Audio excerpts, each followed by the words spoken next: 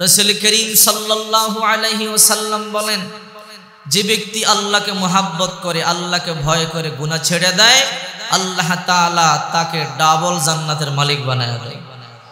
আল্লাহ তাআলা সূরা রহমানে বলেন, ওয়ালিমান খাফা মাকাম রাব্বিহি জান্নাতান, যারা আল্লাহর সামনে দাঁড়াতে হবে, আল্লাহর সামনে মুখ দেখাতে হবে, যারা আল্লাহকে ভয় করে আল্লাহর সামনে দাঁড়াতে হবে, এই কথাকে ভয় করে আল্লাহ তাআলা জান্নাতান, এদেরকে দুই জান্নাতের মালিক বানায় দেয়।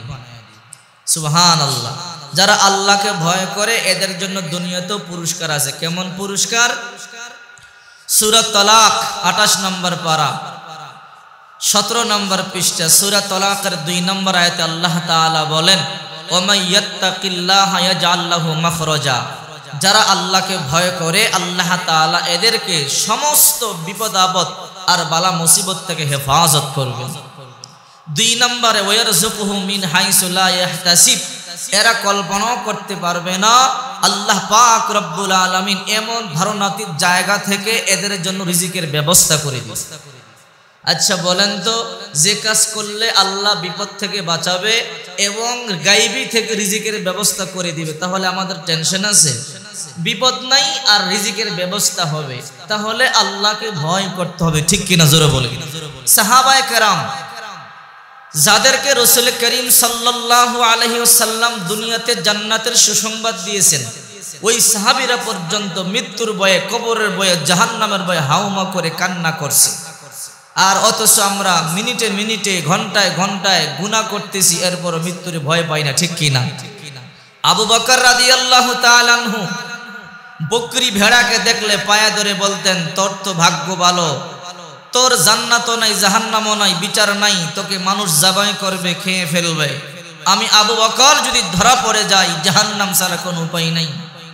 হযরত ওমর রাদিয়াল্লাহু তাআলা আনহু জান্নাতের সুসংবাদ প্রাপ্ত সাহাবা, গাছ দেখলে বলতেন, গাছ তোর ভাগ্য ভালো, তোকে কাটবে, জ্বালায়া পোড়ায়া দিবে, লাকড়ি বানাবে, তোর কোনো হিসাব নাই। আর আমি ওমর যদি ধরা পড়ে যাই, আহারে, আমি ওমরের মতো হতভাগা পোড়াকো বলার কেউ নেই। এই জন্য তারা হাউমা করে কাঁদতেন, সারা রাত কোরআন তেলাওয়াত আর নামাজের মধ্যে কাটায় দিতেন। জানি না আমি ওমরের মৃত্যুটা কেমন হয়, অথচ রাসূল বলে, লাউ কানা বাদি নাবিয়্যুল লাকানা ওমর, আর ওমর তো সে ব্যক্তি, আমি নবীর পরে যদি আল্লাহ কাউকে নবী বানাইতো, ওমরকে নবুয়ত দিত। আল্লাহু আকবার বল। অথচ সেই খলিফাতুল মুসলিমিন জাহান্নামের ভয়ে, কবরের ভয়ে, আল্লাহর সামনে মুখ দেখাতে হবে, দাঁড়াতে হবে, সেই ভয়ে হাউমা করে কান্না করেছে।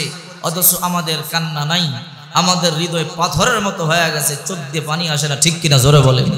কিন্তু কেউ সূর্যের পূজা, মাছের পূজা, গাছের পূজা করে ঠিকই, হিন্দু, বৌদ্ধ, ইহুদি, খ্রিস্টান, বিভিন্ন ধর্মাবলম্বী আছে, কেউ এটা বিশ্বাস করে, কেউ এটা করে, কেউ এটা করে না, কিন্তু সবাই বিশ্বাস করে মরতে হবে, ঠিক কিনা? খ্রিস্টান সেও দেখতেছে বাবা মারা গেছে, মা মারা গেছে, বৌদ্ধ সেও দেখতেছে মা মারা গেছে, বাবা মারা গেছে, ইহুদি সেও দেখতেছে মা মারা গেছে, বাবা মারা গেছে, মুসলমান সেও দেখতেছে, আহারে এই খাটিয়ে আমাকে অবশ্যই চড়তে হবে। এই জন্য পৃথিবীতে যত জাতি আছে সবাই বিশ্বাস করে মরা লাগবে, মৃত্যু থেকে কেউ বাঁচতে পারবে না, ঠিক কিনা? এই মৃত্যুকে যে ভয় পায়, কবরকে যে ভয় পায়, আল্লাহকে যে ভয় পায়, জাহান্নামকে যে ভয় পায়, আর ভয় পায়া যে গুনাহ ছেড়ে দেয়, আল্লাহ এদেরকে ডাবল জান্নাতের ওয়াদা দিয়েছে। আল্লাহু আকবার বলেন। এই জন্য বিশ্বনবী মুহাম্মদুর রাসূলুল্লাহ সাল্লাল্লাহু আলাইহি ওয়াসাল্লাম বলেন, যারা আল্লাহকে ভয় করে, জাহান্নামকে ভয় করে, আর ভয় করিয়া করিয়া গুনাহ ছেড়ে দেয়, আল্লাহ তাআলা তাদের জন্য ডাবল জান্নাতের ওয়াদা দিয়েছে। সাহাবায়ে কেরাম জান্নাতের সুসংবাদ পাইও আল্লাহরে কেমন ভয় পাইতো। মাঝে মাঝে আবু বকর রাদিয়াল্লাহু তাআলা আনহু গুনগুন করে কাঁদতো, চোখের পানিগুলো সারিয়া সারিয়া কাঁদতো। সাহাবায়ে কেরাম বলতো, আমিরুল মুমিনিন আবু বকর, আপনি কেন কান্না করেন? এ সাহাবীরা, কবরের ভয়, যে কবরের সাথী নাই, বাতি নাই, বন্ধু নাই, বান্ধব নাই, আমি আবু বকর যদি ধরা পড়ে যাই, জাহান্নাম ছাড়া আমার কোনো উপায় নাই, উপায় নাই। খলিফাতুল মুসলিমিন ওমর আল্লাহ তাআলাকে কেমন ভয় পাইতো, জাহান্নামকে কেমন ভয় পাইতো। মাঝে মাঝে গুনগুন করিয়া করিয়া হাউমাউ করিয়া কান্না করত। চিন্তা করে দেখেন তারা জাহান্নামকে কেমন ভয় পাইতো। একটা ঘটনা শুনলে আপনি অবাক হয়ে যাবেন। হযরত হুসাইন রাদিয়াল্লাহু তাআলা আনহু আর ওমর রাদিয়াল্লাহু তাআলা আনহুর সন্তান আব্দুল্লাহ সমবয়স্ক দুইজন একই মাদ্রাসার মধ্যে লেখাপড়া করে। দুইজনে হঠাৎ করে ঝগড়া বেঁধে গেল। ছোট বাচ্চা খেলার চলে ঝগড়া বেঁধে গেল। হঠাৎ করে হুসাইন রাদিয়াল্লাহু তাআলা আনহু ওমরের সন্তান আব্দুল্লাহকে বলল, গোলামের ঘরে গোলাম। আব্দুল্লাহর মাইন্ডে লেগে গেল, আমার বাবা মদিনার প্রেসিডেন্টের সন্তান আমি, আর আমাকে হুসাইন গোলামের ঘরে গোলাম বলল, সহ্য করা যায় না। মাদ্রাসায় সবার সামনে কেমনে গোলামের ঘরে গোলাম বলল। আব্দুল্লাহ চোখের পানি সারিয়া কান্না করে দৌড়াইয়া বাড়িতে গিয়া বলে, বাবা আমি আপনার সন্তান, আপনি আমিরুল মুমিনিন ওমর, আপনি মদিনার প্রেসিডেন্ট, আর আপনার সন্তান আমি আব্দুল্লাহ। হুসাইন আমাকে গোলামের ঘরে গোলাম বলেছে মাদ্রাসায় সবার সামনে, আমি লজ্জিত হয়েছি। বাবা আমি আপনার কাছে কখনো কোনো বিচার দেই নাই, আজকে একটা বিচার আমি আপনার কাছে দিলাম। হুসাইন সবার সামনে আমাকে গোলামের ঘরে গোলাম বলল, আমার মাইন্ডে লেগেছে, আমি চাই এই বিচারটা আপনি সবার সামনে করবেন। কেন সে আমারে গোলামের ঘরে গোলাম বলল? এই কথা বলবার পরে হযরত ওমর বলে, হ্যাঁ হ্যাঁ ঠিক আছে, তুমি আমার কাছে বিচার দিয়েছো, আমি সবার সামনে হুসাইনের বিচার করব। হুসাইন কত দামি! রাসূল করিম সাল্লাল্লাহু আলাইহি ওয়াসাল্লাম বলেন, আল হাসান ওয়াল হুসাইন সাইয়্যিদা শাবাবি আহলিল জান্নাহ। হাসান হুসাইন জান্নাতের যুবকদের সর্দার। আল্লাহর পয়গম্বর বলেন, হুসাইন আমার থেকে, আমি হুসাইন থেকে। আল্লাহর পয়গম্বর হুসাইনের মাথা থেকে পা পর্যন্ত চুম্বন করেছেন। শুধু তা নয়, আল্লাহর পয়গম্বর একদিন নামাজ আদায় করতেছেন, নামাজ পড়াইতেছেন, আল্লাহর নবী সাজদায় গেলেন। হুসাইন রাদিয়াল্লাহু তাআলা আনহু পিঠের মধ্যে বসে পড়লেন। আল্লাহর পয়গম্বর সাহাবায়ে কেরামদেরকে নামাজ পড়াইতেছেন। হাজার হাজার সাহাবীরা পিছনে সাজদায় গিয়ে রইল। নবীজি এখনো কেন সাজদা থেকে মাথা উঠায় না? হুসাইন পিঠ থেকে নামে না, আল্লাহর নবীও সাজদা থেকে উঠে না। আল্লাহ তাআলা বলে, ও নবী, যতক্ষণ পর্যন্ত হুসাইন আপনার পিঠ থেকে না নামবে ততক্ষণ পর্যন্ত আপনি নামতে পারবেন না। আল্লাহু আকবার বলুন। চিন্তা করে দেখেন হুসাইনের দাম কেমন। একদিন হুসাইন আল্লাহর পয়গম্বরকে বলে, না না, আপনার দাম বেশি না আমার দাম বেশি। আল্লাহর পয়গম্বর বলে, আমার দাম বেশি। কেমনে বেশি? আমি রাহমাতুল লিল আলামিন, আমি সাইয়্যিদুল মুরসালিন, আমি হাবিবুল্লাহ, আমি আল্লাহর বন্ধু, আমি শেষ নবী, আমার দাম বেশি। হুসাইন বলে, না না, আমার দাম বেশি। কেমনে বেশি? না না, পরীক্ষা হয়ে যাবে, পরীক্ষায় যে জিতবে তার দাম বেশি।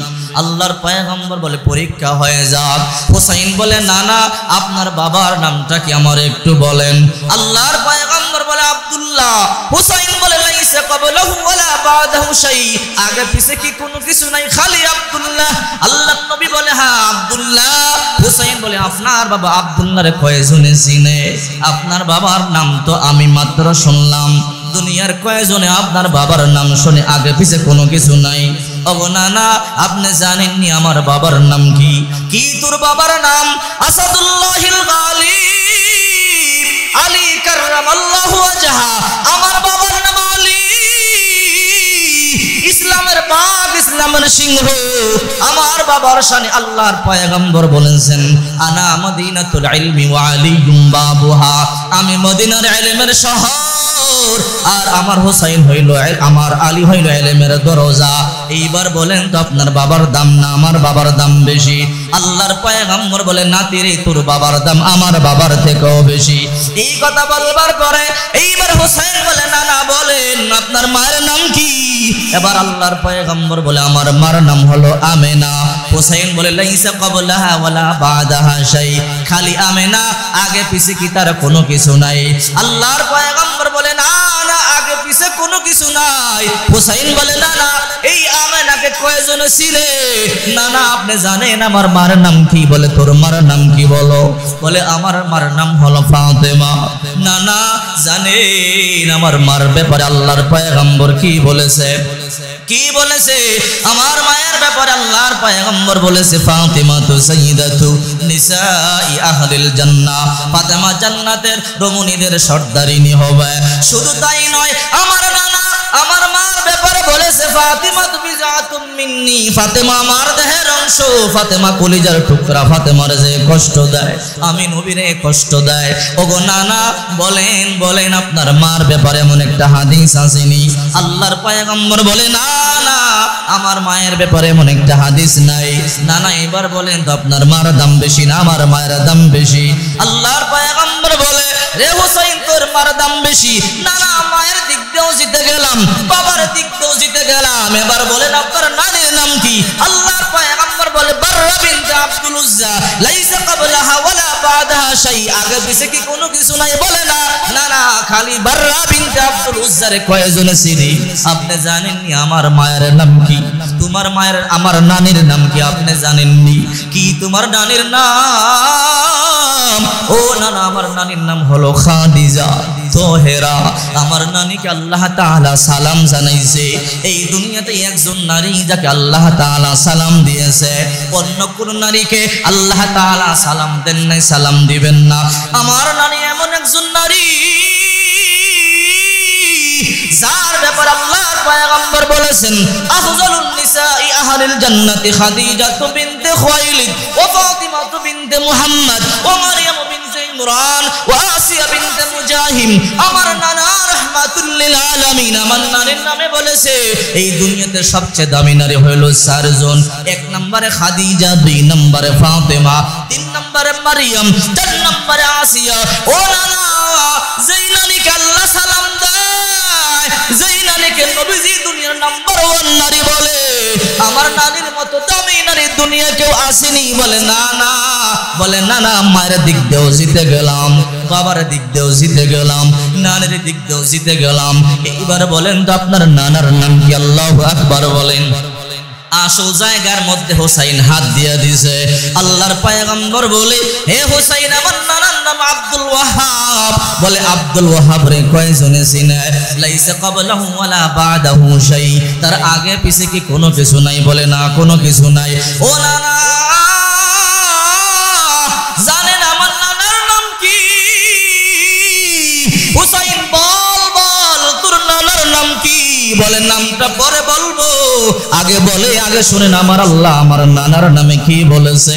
আল্লাহ তাআলা কখনো আমার নানার নাম মুহাব্বত করিয়া তোহা বলে ডাক দিয়েছে, কখনো আল্লাহ তাআলা আমার নানাকে ইয়াসিন বলিয়া বলিয়া ডাক দিয়েছে, আবার কখনো কখনো আল্লাহ তাআলা আমার নানার নাম মুহাব্বত করিয়া আলিফ লাম বলিয়া ডাক দিয়েছে, আবার কখনো কখনো আল্লাহ তাআলা হামিম বলিয়া ডাক দিয়েছে, আবার আল্লাহ তাআলা কখনো আমার নানাকে ইয়া আইয়ুহাল মুযাম্মিল বলে ডাক দিয়েছে, আবার কখনো কখনো ইয়া আইয়ুহাল মুদ্দাসির বলিয়া বলিয়া ডাক দিয়েছে, আবার কখনো কখনো ওয়াদুহা বলিয়া বলিয়া ডাক দিয়েছে, কখনো কখনো ওয়াল্লাইলি ইযা সাজা বলিয়া ডাক দিয়েছে, কখনো কখনো মাযা ওয়াল বাসারু ওয়া মা তাগা বলেছে, কখনো কখনো ওয়ালা তাজাল ইয়াদাকা মাগলুলাতান ইলা উনুকিকা বলেছে, কখনো কখনো আলা কলবিকা বলেছে, কখনো কখনো আমার নানাকে আল্লাহ তাবারাকাল্লাযী নাযালাল ফুরকান আলা আবদিহি লিয়াকুনা লিল আলামিন নাযীরা বলিয়া বলিয়া প্রশংসা করেছে, আবার কখনো কখনো আমার নানাকে আল্লাহ তাআলা ওয়া মা আরসালনাকা ইল্লা রাহমাতাল লিল আলামিন বলিয়া বলিয়া ডাক দিছে। ওগো নানা, জানেন আমার নানার নাম কি? বলে তোর নানার নামটা একটু বল। বলে আমার নানার নাম হইল মুহাম্মদ বিন আব্দুল্লাহ। আল্লাহু আকবার। হে নানা, এবার আপনি বলেন, মায়ের দিক দিয়ে জিতে গেলাম, বাবার দিক দিয়ে জিতে গেলাম, নানার দিক দিয়ে জিতে গেলাম, নানার দিক দিয়ে জিতে গেলাম। এবার বলেন তো দাম আপনার বেশি না আমার বেশি? আল্লাহর নবী রাহমাতুল লিল আলামিন চোখের পানিগুলো সারিয়া দিলেন, নাতিকে বুকের মধ্যে জড়াইয়া কপালে ঠোঁটের মধ্যে চুমা খায়, চোখের পানিগুলো সারিয়া কাঁদে। আর বলে রে হুসাইন, এই দুনিয়া আমি মুহাম্মদ কারো কাছে হারি নাই, আজকে আমি তোর কাছে হারিয়ে গেলাম। হে সাহাবীরা শোনো, আমি হুসাইনকে মুহাব্বত করি, হুসাইন আমার থেকে, আর হুসাইন থেকে আমি সাবধান সাবধান, আমার হুসাইনকে কেউ কষ্ট দিবা না। এবার চিন্তা করে দেখেন হুসাইনের দামটা কেমন, ঠিক কি না জোরে বলে। আব্দুল্লাহ গিয়া বলে বাবা, হুসাইন আমারে গোলামের ঘরে গোলাম বলেছে, মাদ্রাসায় সবার সামনে আমার গোলামের ঘরে গোলাম বলেছে, আমি চাই আপনি সবার সামনে বিচারটা করবেন, গোপনে বিচার করলে হবে না। খলিফাতুল মুসলিমিন ওমর বলে যাও, টেনশন করবা না, জানি তোমাকে সবার সামনে গোলামের ঘরে গোলাম বলেছে, এই বিচারটাও আমি সবার সামনে প্রকাশ্যে করব।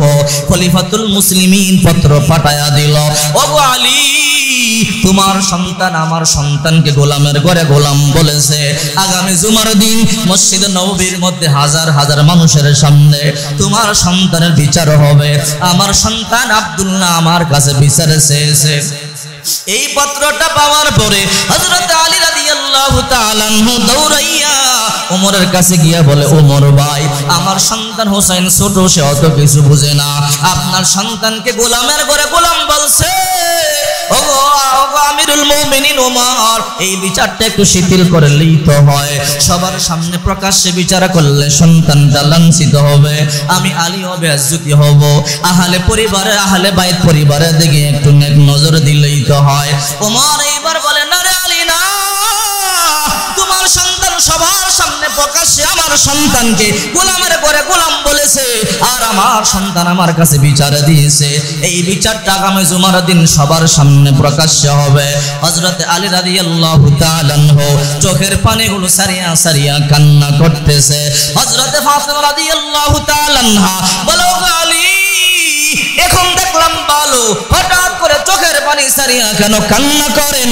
আলী বলে, রে ফাতিমা, আমাদের কলিজার টুকরা সন্তান হোসেন ছোট্ট বালক, বুঝতে পারে নাই ওমরের সন্তান আব্দুল্লাহর গোলামের ঘরে গোলাম বলেছে, মাদ্রাসায় খেলার চলে ঝগড়া হয়েছে, বুঝাবুঝি হয় নাই, ছোট বালককে গোলামের ঘরে গোলাম বলিয়া গালি দিছে। আব্দুল্লাহ তার বাবার কাছে গিয়ে বিচারটা দায়ের করেছে, ওমরকে এত বুঝাইলাম বিচারটা গোপনে করেন, বলে গোপনে করা সম্ভব হবে না, আমার সন্তানকে সবার সামনে গোলামের ঘরে গোলাম বলেছে, এই বিচারটা সবার সামনে জুমার দিন সবার সামনে প্রকাশ্য হবে। এই কথা শুনবার পরে ফাতেমার চোখ বেয়ে পানি পড়ে, সেজদায় পড়ে কান্না করে বলে, মালিক, আমার সন্তান হোসেন তেমন কিছু বুঝে না, আমার ছোট সন্তান আব্দুল্লাহর গোলামের ঘরে গোলাম বলেছে। ওগো আল্লাহ, মসজিদে সবার সামনে আমার সন্তানটার বিচার হবে, আমার সন্তানটার যেন বেইজ্জতি না হয়। ওগো আল্লাহ, তুমি আমার সন্তানটারে বাঁচাও। ফাতেমা চোখের পানি সারিয়া সারিয়া বুক বাসায়, হযরত আলী রাদিয়াল্লাহু তাআলা আনহু কান্না করে। জুমার দিন আজান হয়ে গেল, হাজার হাজার সাহাবী মসজিদে চলে গেল। খলিফাতুল মুসলিমিন অপেক্ষায় আছে কখন আলী তার সন্তানকে নিয়ে আসবে, সবার সামনে প্রকাশ্যে বিচারটা করা হবে, অপেক্ষা করতেছে। হযরত আলীর কাছে পত্র চলে এলো, এ আলী, আর দেরি করা যাবে না, তাড়াতাড়ি মসজিদে আসো, হাজার হাজার সাহাবী তোমার অপেক্ষায় আছে, তোমার সন্তান হোসেনকে নিয়ে মসজিদের মধ্যে আসো, আমিরুল মুমিনিন এখনো পর্যন্ত অপেক্ষায় আছে, তোমার সন্তানটার বিচার করবে। হযরত আলী রাদিয়াল্লাহু তাআলা মনে মনে চিন্তা করে, আহারে, আমি ওমরকে বুঝাইলাম, তারপরে বুঝতে চাইলো না, আমার সন্তানটার সত্যি সত্যি বিচার হবে। ফাতেমারা বলে, ফাতেমা, তুমি দোয়া করো, আল্লাহ তাআলা যেন তোমার সন্তানটার বেইজ্জতি না করে। হযরত ফাতেমা রাদিয়াল্লাহু তাআলা আনহা নামাজের মুসাল্লার মধ্যে সিজদায় পড়ে কান্না করে বলে, মালিক, দুনিয়ার কোনো সম্পদ আমি তোমার কাছে চাই নাই, ধন সম্পদ কখনো তোমার কাছে চাই নাই, ওগো আল্লাহ, আমার যে সন্তানটারে পয়গম্বর মাথা থেকে পা পর্যন্ত চুমা খেয়েছে, আমার যে সন্তানটাকে রাহমাতুল লিল আলামিন বড় মুহাব্বত করেছে, আজকে আমার ওই সন্তানটার বিচার হবে। আল্লাহ, আজকে যদি আহলে বায়াতের বেইজ্জতি হয়, নবীর বেইজ্জতি হইল, হোসাইনের বেইজ্জতি হইলে, নবী পরিবারের বেইজ্জতি হইল, আল্লাহ, আমার সন্তানটার যেন বেয়াদবিটা না হয়। ফাতেমা চোখের পানিগুলো সারিয়া সারিয়া কান্না করে। মসজিদের মধ্যে হাজার হাজার সাহাবীর অপেক্ষায় আছে। হযরত আলী রাদিয়াল্লাহু তাআলা আনহু হুসাইন রাদিয়াল্লাহু তাআলা আনহুকে সাজাইয়া হাতে দরিয়া দরিয়া সন্তানটারে নিয়ে যাইতেছে। ওইদিকে হাজার হাজার মানুষ অপেক্ষায় আছে। আহারে, ওমর বড় কঠিন মেজাজের মানুষ। আজকে এমন একজন ব্যক্তির নামে বিচার, যেই ব্যক্তিটা জান্নাতের যুবকদের সর্দার, আজকে এমন হুসাইনের বিচার হবে না জানে বিচারটা কেমন হয়ে যায়। কিছুক্ষণ পর হযরত আলী রাদিয়াল্লাহু তাআলা আনহু হুসাইনকে হাতে নিয়ে মসজিদের মধ্যে প্রবেশ করলো। মসজিদের মধ্যে প্রবেশ করি একটা কর্নারে বসে গেল। এবার খলিফাতুল মুসলিমিন ওমর একটা ভাষণ দিলেন। হে সাহাবীরা শোনো, আজকে তোমাদের কাছে আমার একটা বিচার। কি বিচার? আমার সন্তান আলীর সন্তান দুইজন মাদ্রাসায় লেখাপড়া করে ঝগড়া বেঁধে গেছে খেলার চলে। হুসাইন আমার সন্তান আব্দুল্লাহকে গোলামের করে গোলাম বলেছে। আমার সন্তান আব্দুল্লাহ আমার কাছে বিচার দিয়েছে।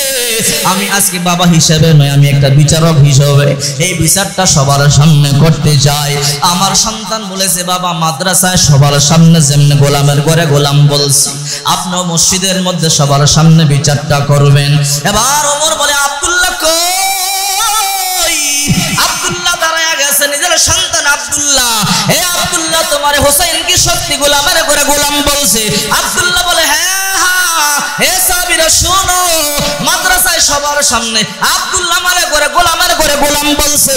এবার ওমর ডাইকা বলে, হোসেন তুমি আসছো কিনা বলো। হোসেন লাফ দিয়ে দাঁড়ায় গেছে। এবার হযরতে ওমর বলে, হে হোসেন, সত্যি করে বলো তুমি আমার সন্তানকে গোলামের ঘরে গোলাম বলছো কিনা? ওইদিকে ফাতেমা এখন নামাজের মুসল্লায় সেজদা পড়িয়া কান্দে। হযরতে আলীও চোখের পানিগুলো সারিয়া সারিয়া কান্দে। এবার হুসাইন দাঁড়াইয়া বলে, আমিরুল মুমিনিন, আমি আপনার সন্তান আব্দুল্লাহর গোলামের ঘরে গোলাম বলেছি। কেন গোলামের ঘরে গোলাম বলছো? বলে, হে ওমর, আমি অবশ্যই গোলামের ঘরে গোলাম বলছি। কোন যুক্তিতে আমার সন্তানকে গোলামের ঘরে গোলাম বলছো?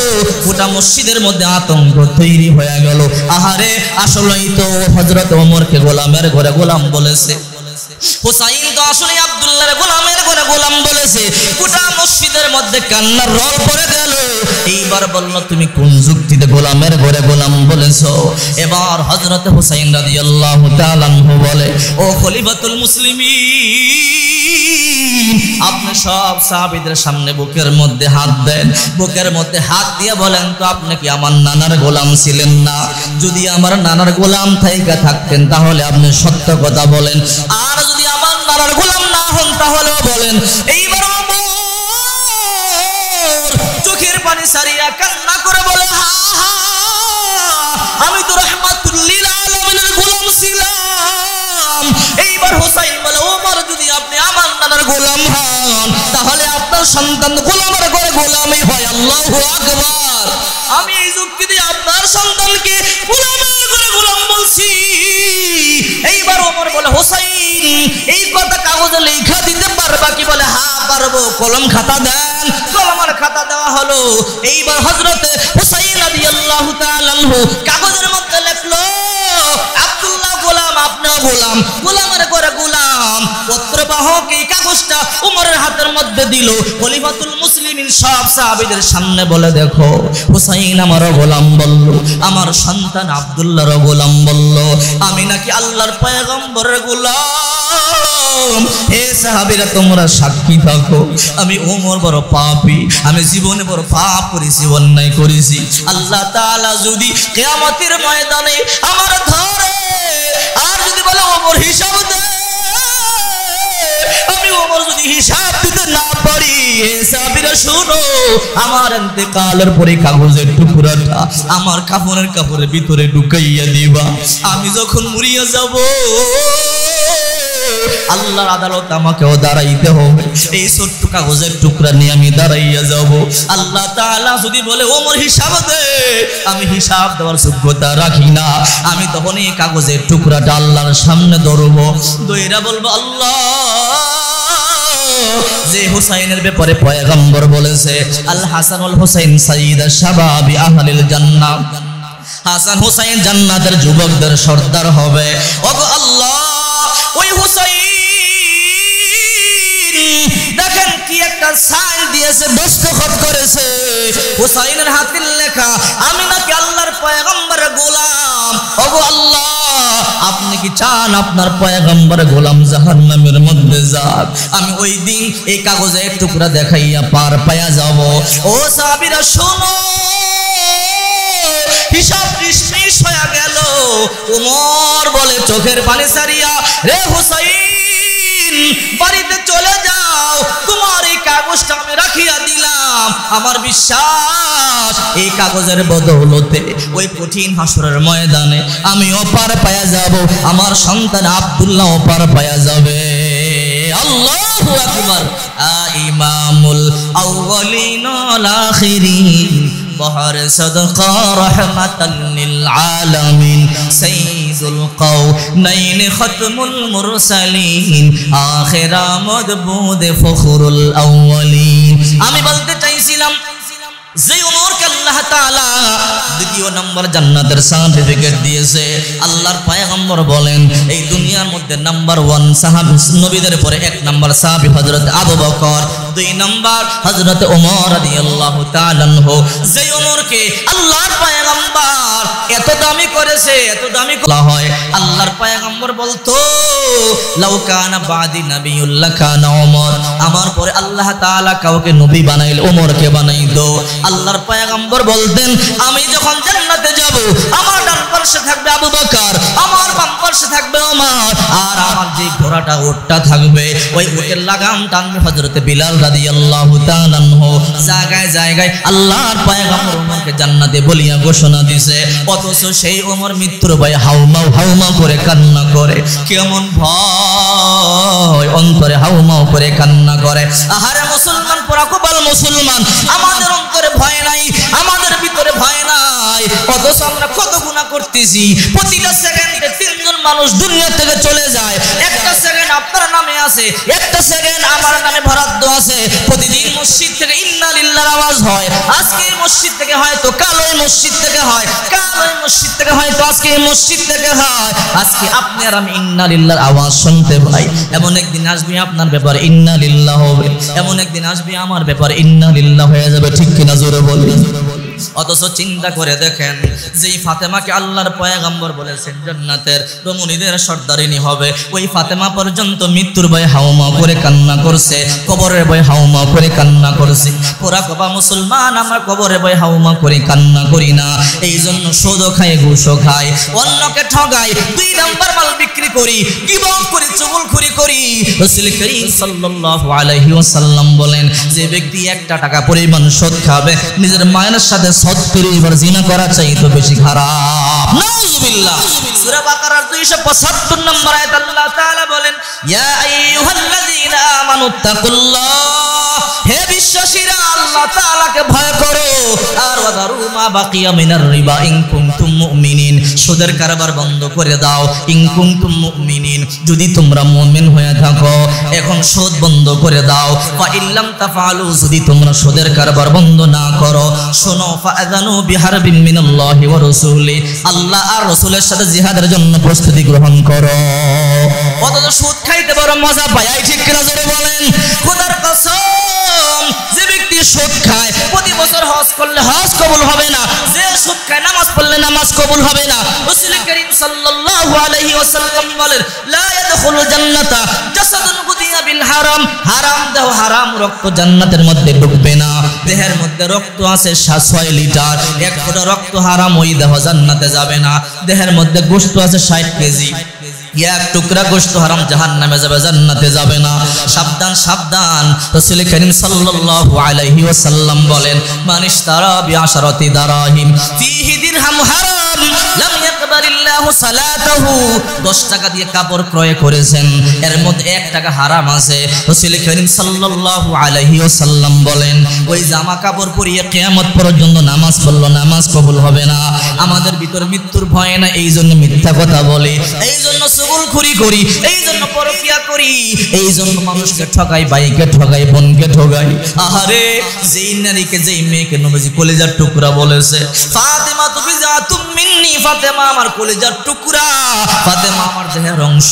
ওই ফাতেমা পর্যন্ত মৃত্যুর ভয়ে হাউমাউ করে কান্না করেছে। শুনলে আশ্চর্য হয়ে যাবেন, হযরত আলী রাদিয়াল্লাহু তাআলা আনহু প্রতিদিন ফজরের নামাজ পড়িয়া ঘরে ঢুকতেন। ঘরে ঢুকাই দেখতেন ফাতেমা নামাজের মুসল্লায় হয়তো কোরআন তেলাওয়াত করে, নয়তো ইশরাকের নামাজ পড়ে, নয়তো জিকির আজকার করে। হঠাৎ করে আলী রাদিয়াল্লাহু তাআলা একদিন নামাজ পড়িয়া ফজর নামাজ পড়িয়ে ঘরে ঢুকলেন। ঘরে ঢুকাই দেখে ফাতেমা নামাজের মুসল্লার মধ্যে নাই। হযরত আলী টেনশনের মধ্যে পড়ে গেলেন। প্রতিদিন ঘরে ঢুকাই দেখি ফাতেমা নামাজের মুসল্লায়, আজকে ফাতেমা নামাজের মুসল্লায় নাই, ঘটনা কি কই গেল? হযরত আলী রাদিয়াল্লাহু তাআলা ফাতেমার খোঁজা শুরু করলেন। তালাশ করিয়া দেখে কোথাও নেই, টেনশনে পড়ে গেল। হঠাৎ করে রান্না করে গিয়া দেখে রান্না বান্নার কাজ শুরু করে দিয়েছে। হযরত আলী তাকাইয়া দেখে ফাতেমা বিশাল বড় আটার খামিরে বানাইছে, যে আটা দিয়ে রুটি বানাইলে এক সপ্তাহ পর্যন্ত খাওয়া যাবে। ঘরে যত পুরাতন কাপড় ছিল সব কাপড় চোপড় নামাইছে। হযরত আলী বলে, রে ফাতেমা, প্রতিদিন সকালবেলা ফজরের নামাজ পড়িয়া ঘরে ঢুকিয়ে দেখি হয়তো নামাজ পড়ো, নয়তো কোরআন তেলাওয়াত করো। আজকে ঘরে ঢুকা দেখি নামাজও পড়ো না, কোরআন তেলাওয়াতও করো না। সকালবেলা রান্না বান্নার কাজ শুরু করে দিয়েছো, কারণটা কি আমার বলো? হযরতে ফাতেমা চোখের পানি এগুলো সারিয়ে কান্দে আর স্বামীর হাতটা ধইরা বলে, গো স্বামী আমার, আজকে আমি আপনার কয়েকটা কথা বলবো, আমার কথাগুলো আপনি মনোযোগ সহকারে শুনবেন কিনা বলেন। হযরত আলী বলে, ফাতেমা বলো।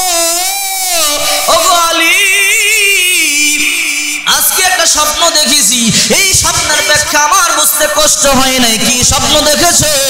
আজকে স্বপ্ন দেখেছি আমার বাবা রহমাতুল লিল আলামিন আমার ঘরে ঢুইকা কি যেন তালাশ করতেছিল। হঠাৎ করে দেখি আমার আব্বাজান চলে যায়। আমি জিজ্ঞাসা করলাম, বাবা আমার ঘরে কি তালাশ করতেছিলেন? আর কিছু না বলে চলে যান, কারণটা কি আমার বলেন। আমার আব্বা তখন বলল, মা ফাতেমা, আজকে তোমার একটা কথা বলবো, শুনবার পরে কিন্তু কান্না করবা না। আমি বললাম, না বাবা, কান্না করবো না। বলেন, রে ফাতেমা শোনো, আজকে সাহারি খাইছো আলীর সাথে আর ইফতার করবা আমার সাথে।